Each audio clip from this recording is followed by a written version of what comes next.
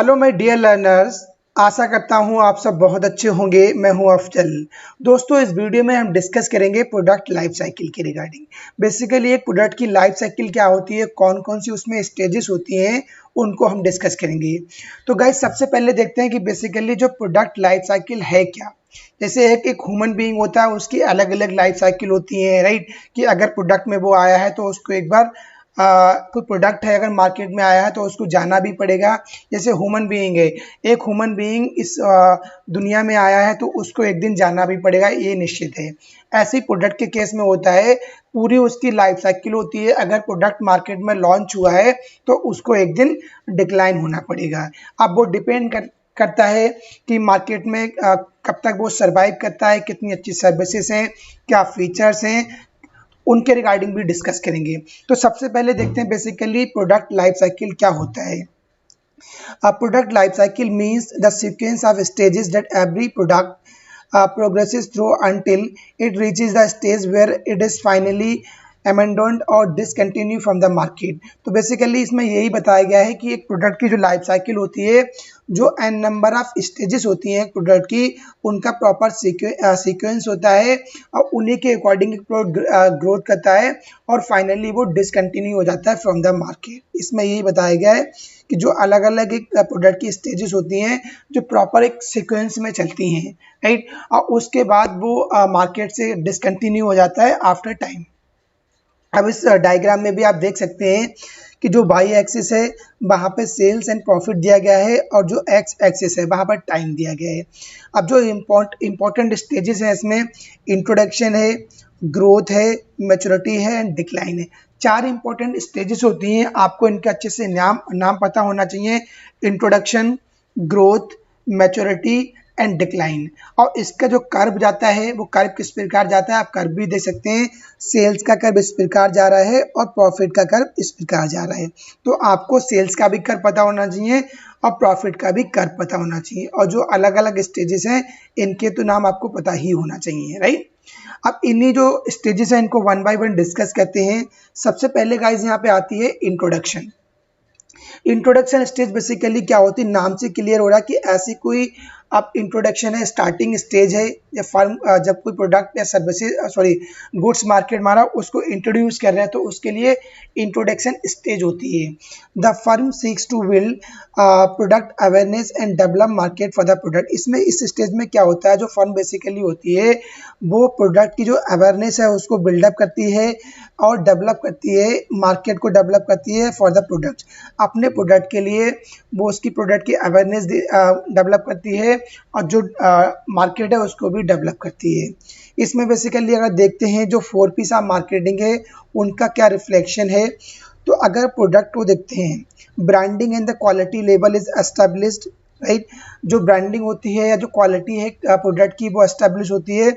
And intellectual property protection, right, जो हमारा IP होता है, इंटेलेक्चुअल प्रॉपर्टी प्रोटेक्शन का भी यूज करते हैं, सच एज पेटेंट हो गया या ट्रेडमार्क्स है, हम इसको कराते हैं। जैसे हमने कोई प्रोडक्ट मार्केट में लेके आए इंट्रोडक्शन स्टेज में, तो सबसे पहले जो उसकी ब्रांडिंग है, उसकी क्वालिटी है, उसको हम एस्टेब्लिश करते हैं। और उसके बाद में जो इंटेलेक्चुअल प्रॉपर्टी है एक पर्टिकुलर प्रोडक्ट की, जैसे पेटेंट कराना पड़ता है, हम जो ट्रेडमार्क्स हैं उसको भी कराते हैं, राइट, उनको भी प्रोडक्ट के लिए करते हैं। इसके बाद प्राइसिंग क्या है, इसमें इम्पैक्ट होता है। मे बी लो पेनिट्रेशन प्राइसिंग, यहाँ पे लो पेनिट्रेशन प्राइसिंग होता है। पेनिट्रेशन माने होता है इंटर करना मार्केट में, तो यहाँ पर जो लो प्राइसिंग होती है to build market share rapidly, क्योंकि इनका बेसिकली मोटो होता है कि जो मार्केट शेयर है उसको बहुत जल्दी रैपिडली ग्रोथ करना है, कैप्चर करना है।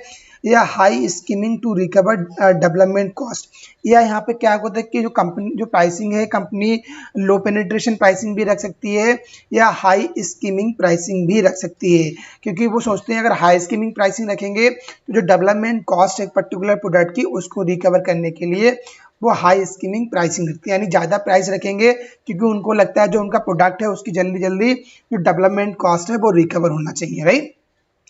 अब थर्ड आता है distribution, right. It is selected until customers show acceptance of the product, right। Starting में क्या होता है, जो डिस्ट्रीब्यूशन स्ट्रेटजी अपनाते हैं हम इंट्रोडक्शन स्टेज में, वापस सिलेक्टिव होती है, ना ही कोई एक्सक्लूसिव होती है और ना ही इंटेंसिव होती है। यहाँ पे बेसिकली क्या होती है, सिलेक्टिव होती है। हम सिलेक्टेड डिस्ट्रीब्यूटरशिप को फॉलो करते हैं। Consumers show acceptance about the product, जब तक जो होता है जो कंज्यूमर्स हैं एक प्रोडक्ट की एक्सेप्टेंस नहीं करते हैं, जब तक हम यहाँ पर सिलेक्टिव और डिस्ट्रीब्यूशन स्ट्रेटजी को यूज़ करते हैं, राइट। तो आपको बता दो इंट्रोडक्शन फेज में हम कौन से करते हैं, सिलेक्टिव डिस्ट्रीब्यूशन स्ट्रेटजी होती है। हर जगह डिस्ट्रीब्यूशन, हर जगह हमारे डिस्ट्रीब्यूटर अवेलेबल नहीं होते हैं। कुछ पर्टिकुलर प्रोडक्ट्स पर्टिकुलर लोकेशंस पे हम डिस्ट्रीब्यूशन स्ट्रेटजी यूज़ करते हैं। अब उसके बाद आता है प्रमोशन। प्रमोशन का क्या इम्पैक्ट होता है, it aim as innovators and early adopters. Marketing communication seeks to build product awareness and educate potential customer about the product. इसमें बेसिकली क्या होता है प्रमोशन में, इसका बेसिकली एम ये जो इनोवेटर्स हैं, जो अर्ली अडॉप्टर हैं, या जो मार्केटिंग कम्युनिकेशन है उसका एक यहाँ पे फोकस होता है कि जो प्रोडक्ट की अवेयरनेस है उसको बिल्डअप करना है, अच्छे से लोगों को प्रोडक्ट के बारे में बताना है, कस्टमर्स को या कंज्यूमर्स को, to educate potential customer about the product. और जो प्रोडक्ट के बारे में जो पोटेंशियल कस्टमर हैं उनको एडुकेट करना, उनको एजुकेट करना, उनको इंफॉर्मेशन देना, उनको एडवाइस करना about the particular product. Promotion बहुत इंपॉर्टेंट टूल होता है इंट्रोडक्शन फेज में, राइट। अब इसके बाद सेकेंड स्टेज आती है ग्रोथ स्टेज। ग्रोथ स्टेज में बेसिकली क्या होता है, in the growth stage the firm seeks to build brand preferences and increase market से। इस स्टेज में क्या होता है, जो फर्म है, राइट, जो ब्रांड की प्रेफरेंसेस है उसको बिल्डअप करने पे ध्यान देती है और जो मार्केट शेयर है उसको भी कंटिन्यू इंक्रीज करती है, राइट।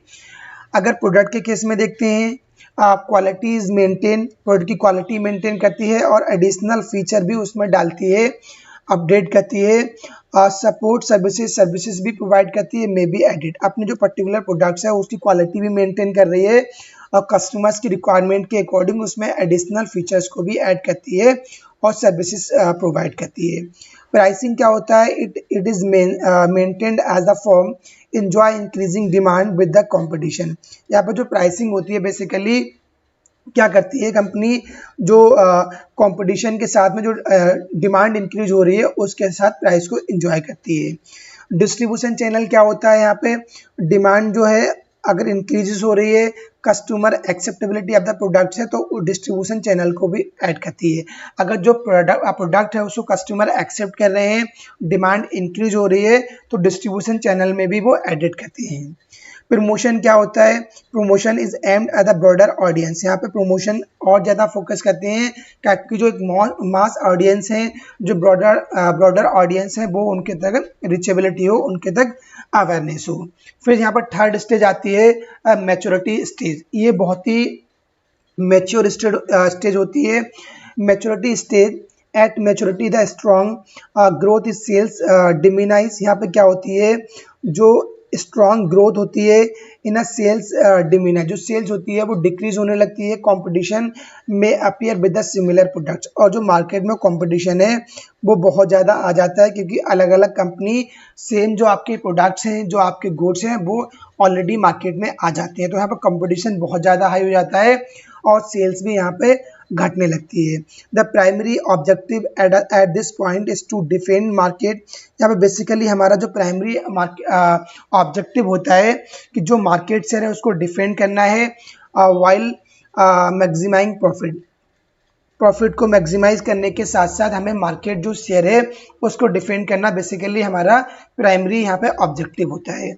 प्रोडक्ट फीचर में भी enhance to differentiate the product from that of the competitor. यहाँ पे हम क्या करते हैं, कॉम्पिटिटर से अलग होने के लिए जो प्रोडक्ट हैं या जो गुड्स हैं उसको हम थोड़ा डिफ्रेंशिएट करते हैं, उनमें हम कुछ नए फीचर्स भी ऐड करते हैं ताकि वो कंपटीशन बीट कर सके। प्राइसिंग क्या होता है, may be lower because of the new competition.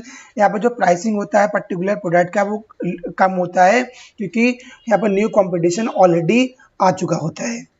और distribution become more intensive and incentives may be offered to increase preferences over competition prices। यहाँ पर जो डिस्ट्रीब्यूशन होता है बेसिकली वो ना ही सिलेक्टिव होता है ना ही एक्सक्लूसिव। यहाँ पर इंटेंसिव डिस्ट्रीब्यूशन होता है क्योंकि जो कंपटीशन प्राइसिंग है, राइट, तो वो हर जगह आ जाता है। तो यहाँ पर जो कंपनी बेसिकली फोकस करती है इंटेंसिव डिस्ट्रीब्यूशन। इसमें क्या होता है, हर जगह आपके आउटलेट्स अवेलेबल होते हैं, हर जगह कोई चौराहा हो गया, कोई छोटी मार्केट्स हो गई, हर जगह आपके इंटेंसिव डिस्ट्रीब्यूशन स्ट्रेटजी होती है। उसके बाद जब आपका प्रमोशन एम्फेसाइजेस प्रोडक्ट डिफरेंशिएशन, जो बेसिकली प्रोडक्ट प्रमोशन होता है वो किस पे एम्फेसाइज करता है, किस पे फोकस करता है, जो प्रोडक्ट का डिफरेंशिएशन होता है, राइट, उस पर ज़्यादा फोकस करता है। इसके बाद जो यहाँ पे स्टेज आती है बेसिकली, जो लास्ट स्टेज होती है और डिक्लाइन स्टेज, नाम से क्लियर हुआ कि डिक्लाइन की मार्केट से गायब होना, मार्केट से चला जाना। इस सेल्स डिक्लाइन एज सेल्स, जब जो सेल्स डिक्लाइन हो रही है, द फर्म्स है सेवरल ऑप्शन। अगर जो फर्म जो सेल है वो प्रॉपर डिक्लाइन हो रही है रेगुलरली, तो जो फर्म है, जो ऑर्गेनाइजेशन, उसके पास मल्टीपल ऑप्शंस होते हैं। पहला ऑप्शन क्या होता है, मेंटेन द प्रोडक्ट को मेंटेन करना है, possibly rejuvenating it by the adding new features and finding new uses. इसमें क्या कर सकते हैं, हम जो प्रोडक्ट्स हैं उसको मेंटेन कर सकते हैं और जो नए नए फीचर्स हैं उसमें ऐड कर सकते हैं, और जो नए यूजर्स हैं उसमें भी हम सर्च कर सकते हैं। हार्वेस्ट द प्रोडक्ट, हम प्रोडक्ट को हार्वेस्ट कर सकते हैं। Reduce cost and continue to offer it possibly to the loyal niche segment, right. फिर डिसकंटिन्यू द प्रोडक्ट, हम प्रोडक्ट को डिसकंटिन्यू कर सकते हैं, या हम लिक्विडेटिंग रिमेनिंग इन्वेंट्री और selling it to the another form it is willing to continue the product. या हम क्या करते हैं, इस प्रोडक्ट को डिसकंटिन्यू कर देंगे, या जो हमारे पास रिमेनिंग इन्वेंट्री है उसको हम सेल आउट कर देंगे अनदर फॉर्म को। जो इस प्रोडक्ट को कंटिन्यू करना चाहती है उनको हम सेल आउट कर देंगे। The marketing mix decision is the decline phase depend on the selective strategy, right. जो सिलेक्टिव स्ट्रेटजी होती है उसमें जो मार्केटिंग मिक्स बेसिकली होता है, जो मार्केटिंग मिक्स डिसीजन है वो डिपेंड करता है। अब प्रोडक्ट के केस में क्या होता है, the number of product in the product line में बी रिड्यूस्ड। जो हमारी प्रोडक्ट लाइन होती है जहाँ पर नंबर ऑफ प्रोडक्ट्स हैं उनको हम रिड्यूस कर देते हैं, और rejuvenate surviving products to make them look new again. जो लगता है सर्वाइविंग प्रोडक्ट्स हैं, राइट, उनको हम रिजुविनेट करते हैं, कुछ नए नए अपडेट करते हैं, और क्योंकि वो मार्केट में नए तरीके से लुक आउट करते हैं।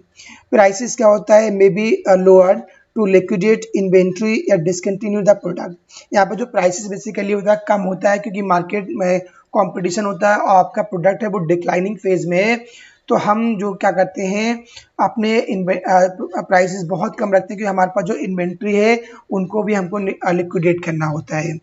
डिस्ट्रीब्यूशन मोड सिलेक्टेड होता है, channels that are no longer profitable are fixed out. यहाँ पर जो डिस्ट्रीब्यूशन चैनल होते हैं वो बेसिकली वेरी सिलेक्टिव होते हैं। और प्रमोशन क्या होता है, एक्सपेंडिचर्स आर लोड, हम प्रमोशन पे बहुत कम एक्सपेंडिचर करते हैं। एंड एम एट री enforcing the brand image for the continue product. और हम यहाँ पे क्या करते हैं, हमारा एक बेसिकली एम होता है कि जो प्रोडक्ट की जो कंटिन्यू प्रोडक्ट है उसके लिए ब्रांड इमेज को री इन्फोर्स करना। हम एक्सपेंडिचर पर ज़्यादा फोकस नहीं करते हैं, ज़्यादा अमाउंट हम प्रमोशन पे एक्सपेंडिचर नहीं करते हैं। तो बेसिकली यहाँ पे ये जो 4 स्टेजेस ऑफ द PLC हैं प्रोडक्ट लाइफ साइकिल की, introduction, growth, maturity and decline. तो ये आपको प्रॉपर स्टेज पता होना चाहिए, और किस स्टेज में हम क्या करते हैं, कहाँ पे मैक्सिमम होता है, कहाँ पे लो, तो ये आपको अच्छे से क्लियर होना चाहिए। तो गाइज अगर आपको ये वीडियो अच्छी लगी हो, आपके लिए हेल्पफुल है, तो प्लीज़ वीडियो को लाइक करिए। अगर चैनल पर नए हैं तो चैनल को सब्सक्राइब करिए, ताकि आने वाले वीडियोज़ का नोटिफिकेशन भी आपके पास पहुँचे। Thank you, have a nice day. Audio Jungle।